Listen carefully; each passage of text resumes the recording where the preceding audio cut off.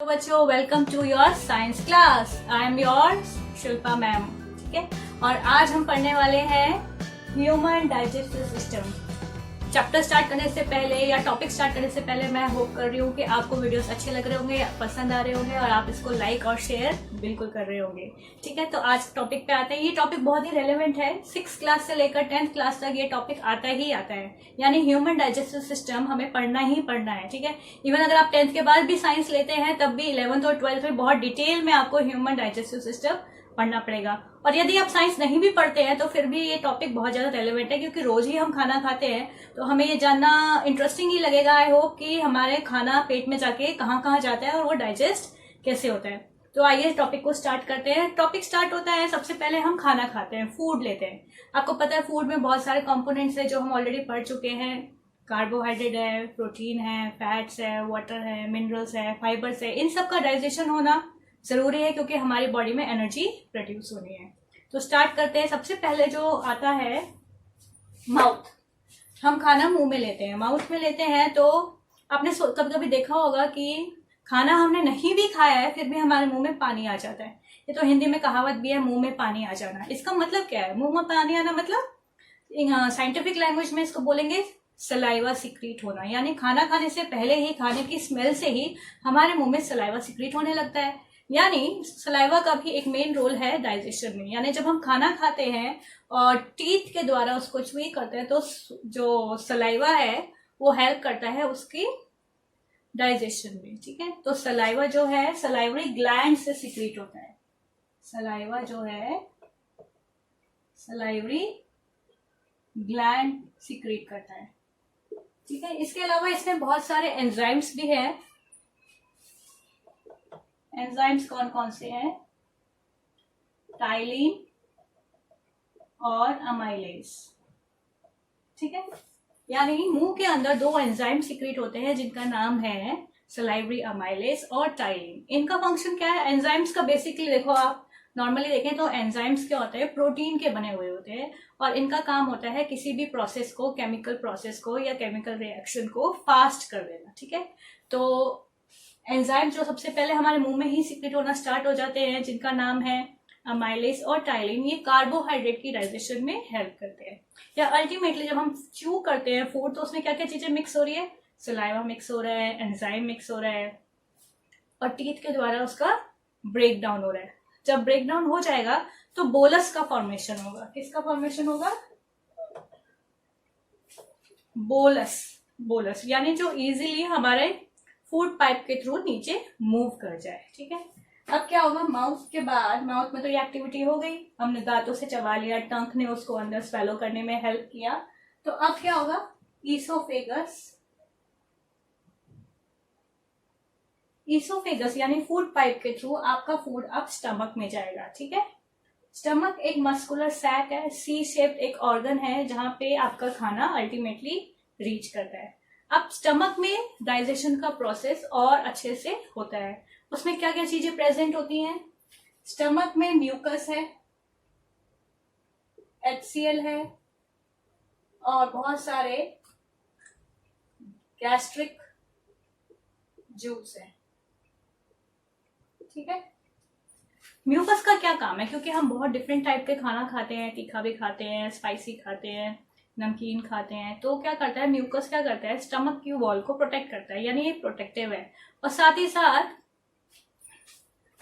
HCl का भी secretion होता है यहाँ पे। यानी स्टमक का जो मीडियम है, जो pH है, वो एसिडिक है। एसिडिक मीडियम क्यों है? ताकि जो भी हमने जर्म्स वगैरह हमने खा लिए हैं वो भी HCl में आके किल हो जाए।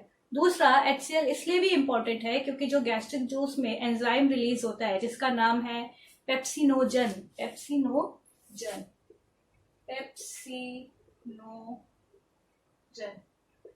पेप्सिनोजन एक इनएक्टिव एंजाइम है जो कि HCl की ही प्रेजेंस में पेप्सिन में कन्वर्ट हो जाता है।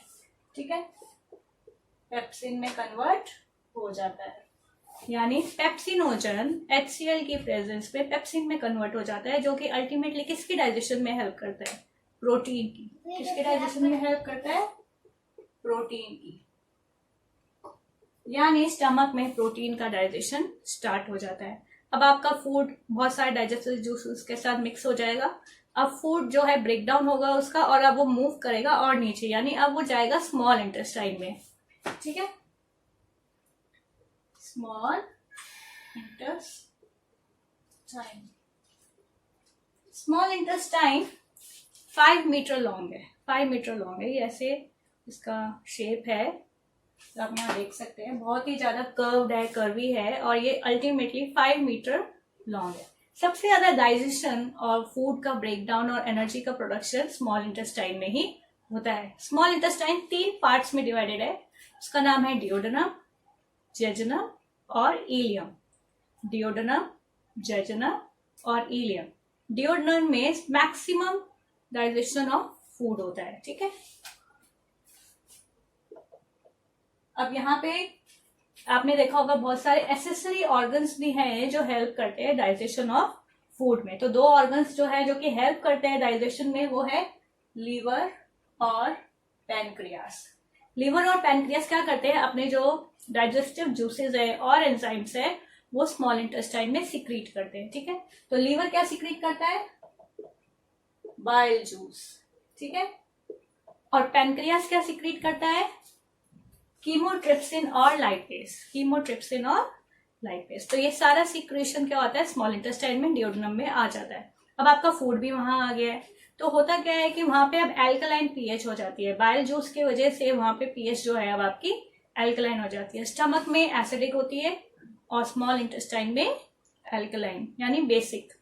तो कीमोट्रिप्सिन जो है वो कन्वर्ट हो जाता है एल्कलाइन मीडियम में, ट्रिप्सिन में कन्वर्ट हो जाता है। और जो बाइल जूस है वो तो लीवर से आ ही रहा है, तो बाइल जूस हेल्प करता है फैट्स की डाइजेशन में। किसकी डाइजेशन में, फैट्स की।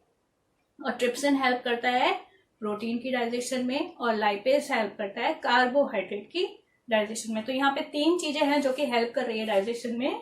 एक है ट्रिप्सिन जो कि प्रोटीन की डाइजेशन करता है, एक है लाइपेज जो कि हेल्प करता है कार्बोहाइड्रेट की डाइजेशन में, और बाइल जूस जो कि लीवर सीक्रेट करता है वो हेल्प करता है फैट्स की डाइजेशन में। तो यहाँ पे आपकी हर चीज की डाइजेशन होगी तो अल्टीमेटली हमें एंड प्रोडक्ट मिलेगा। ठीक है, तो यहाँ देख लेते हैं कि हमें फैट्स की और कार्बोहाइड्रेट की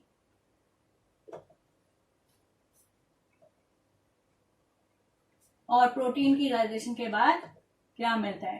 तो फैट की डाइजेशन के बाद हमें मिलता है फैटी एसिड, कार्बोहाइड्रेट के बाद मिलेगा ग्लूकोज या शुगर, और प्रोटीन की डाइजेशन के बाद हमें मिलेगा अमीनो एसिड। अब यानी हमारा पूरा कंप्लीटली फूड का ब्रेकडाउन हो गया, यानी ग्लूकोज हमें मिल गया, फैटी एसिड्स मिल गया और अमीनो एसिड मिल गया। अब ये हमें क्या करना है, अब इनको सेल्स तक पहुंचाना है। तो वो कैसे जाएगा, हम जब देखते हैं कि स्मॉल इंटेस्टाइन में